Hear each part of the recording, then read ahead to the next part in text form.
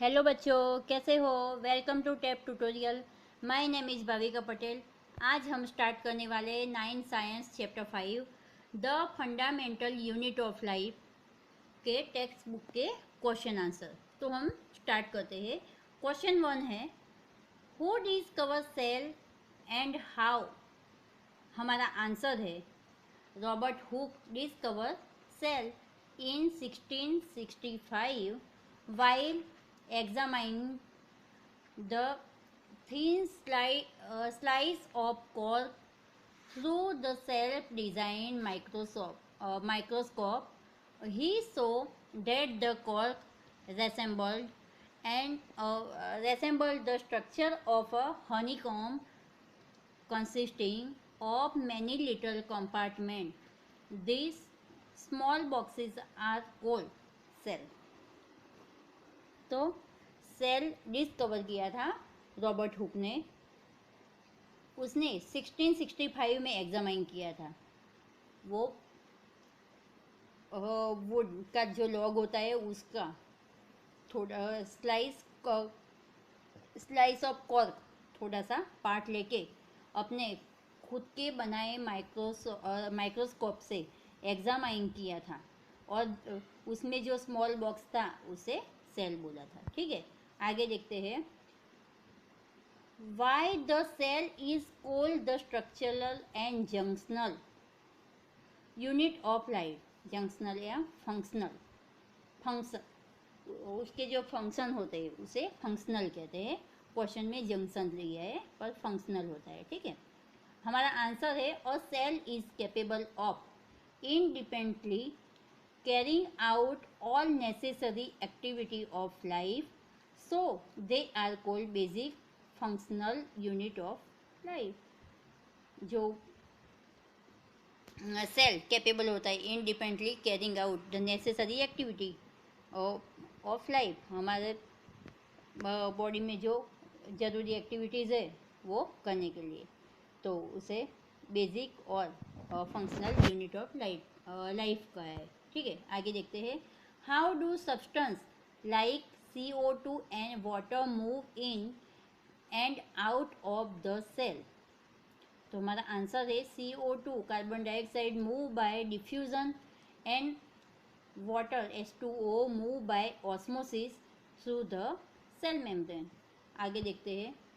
Y is the plasma membrane called selectively permeable membrane. हमारा answer है it is called selectively permeable membrane because it allow entry and exit to some substance, not all. Some substance को entry और exit करते हैं, सबको नहीं। ठीक है, आगे देखते हैं।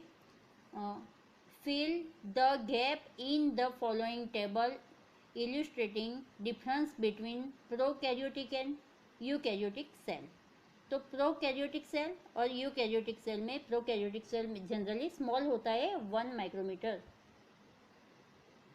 1 to 10 माइक्रोमीटर और यूकैरियोटिक 5 to 100 माइक्रोमीटर उससे लार्ज होता है, प्रोकैरियोटिक से लार्ज होता है। ठीक है, प्रोकैरियोटिक में nuclear region the poorly defined due to absence of nuclear membrane and non nucleoid. उसमें न्यूक्लियस पुअरली डिफाइंड होता है और यूकैरियोटिक में न्यूक्लियर रीजन वेल डिफाइंड होता है, सराउंडेड बाय न्यूक्लियर मेम्ब्रेन। ठीक है, और थर्ड है there is single chromosome and eukaryotic में there are more than 1 chromosome. Prokaryotic में membrane bound cell organelle absent और यूकैरियोटिक में प्रेजेंट होता है। ठीक है, आगे can you name the 2 organelle we have studied that contain their own genetic material. तो हमारा आंसर है 2 organelle which have their own genetic material are mitochondria and plastid. तो माइटोकॉन्ड्रिया और प्लास्टिड में राइबोसोम्स और DNA जेनेटिक मटेरियल DNA वो खुद का होता है। माइटोकॉन्ड्रिया में भी ऐसा होता है और प्लास्टिड में भी ऐसा होता है। ठीक है, आगे देखते हैं। If the organization of the cell is destroyed due to some physical or chemical influence, what will happen? तो हमारा आंसर है the cell will not be able to revive and lysosome will digest it. तो destroy करने के लिए वो lysosome होता है वो the cell will not able to revive and lysosome will digest कर लेता है. ठीक है, आगे what are the lysosome known as suicide bag. आगे के क्वेश्चन में ही हमने देखा कि वो अपने इस सेल को डिस्ट्रॉय कर सकता है. ठीक है, करता है जब ज़रूरत होती है तब. तो what why are lysosomes known as suicide bag. Lysosome को सुसाइड बैग क्यों कहते हैं? When the cell get damage, जब सेल डैमेज होता है, लाइसोजोम में burst and enzyme digest their own cell, अपने इस सेल को वो डाइजेस्ट कर जाता है. Therefore lysosomes are known as suicide bag. ठीक है, आगे where protein synthesized inside the cell. Answer है protein are synthesized in the ribosomes that are also known as protein factory. उसे क्या बोलते हैं? तो प्रोटीन फैक्ट्रीज कहते हैं. ठीक है, आगे make a comparison and write down in the plant cell are also different from animal cell. Plant cell और एनिमल सेल का डिफरेंस देखते हैं. तो plant cell have cell wall, animal cell में सेल वॉल नहीं होती. They contain chloroplast, they don't have chloroplast. Animal में chloroplast नहीं होता क्योंकि वो क्या होता है क्लोरोप्लास्ट, वो कलरफुल प्लास्टिड होता है. तो वो प्लास्टिड प्लांट सेल में होता है पर एनिमल सेल में नहीं होता. ठीक है, third, they do not have centrioles और centrioles is present in them. Vacuole is large and present in centre of the cell. Vacuole is small. Animal cell में वैक्यूल होता है पर बहुत स्मॉल होता है. Nucleus is present in the side of the plant cell, यानी कि periphery. हमने क्या था कि पेरीफेरी होता है कि कहीं भी न्यूक्लियस होता है पर इन साइड में होता है, और एनिमल सेल में क्या होता है? प्रेजेंट होता है और वो सेंटर में होता है. ठीक है, आगे how is the prokaryotic cell different from the eukaryotic cell.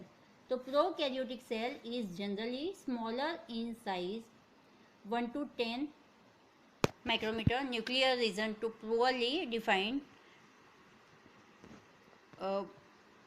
The cell organelle are not membrane bound and single chromosome. And eukaryotic में generally larger size 5 to 100 micrometer, nuclear region to well defined nucleus, well defined होता है with nuclear membrane, and membrane bound cell organelle are present and has more than one chromosome. ठीक है, आगे what would happen if the plasma membrane ruptures or break down. हमारा answer है if plasma membrane ruptures or break down, the molecules of some substance will freely move in and out. कई substance freely move करते हैं अंदर या बाहर. ठीक है, आगे what would happen the life of a cell if there was no Golgi apparatus. हमारा आंसर है Golgi apparatus has function of storage, modification and packaging of the product in vesicles. If there was no Golgi bodies, packaging, dispatching of material synthesis by the cell will be stopped. ठीक है, हमें आगे भी देखा था कि Golgi को हम क्या बोलते हैं? मूवर्स और पैकर्स भी, ट्रांसपोर्टर्स भी कह सकते हैं. ठीक है, तो वो क्या करता है? स्टोरेज करता है, मॉडिफिकेशन और पैकेजिंग करता है प्रोडक्ट का इन वेसिकल्स में. ठीक है, आगे which organelle is known as the power house of the cell. Why? Power house किसे कहते हैं? तो माइटोकॉन्ड्रिया को. Mitochondria is known as powerhouse of the cell because it releases the energy required for different activity of life. Different activity में energy release करते, इसलिए उसको power house कहते हैं. ठीक है, आगे देखते हैं. Where do the lipid and protein constituting the cell membrane get synthesize. हमारा आंसर है lipid and protein are synthesize in endoplasmic reticulum. क्या कहते हैं? एंडोप्लाज्मिक रेटिकुलम कहते हैं. ठीक है, आगे. How does amoeba obtain its food. Answer है amoeba takes its food by the cell membrane which form the food vacuoles. आगे.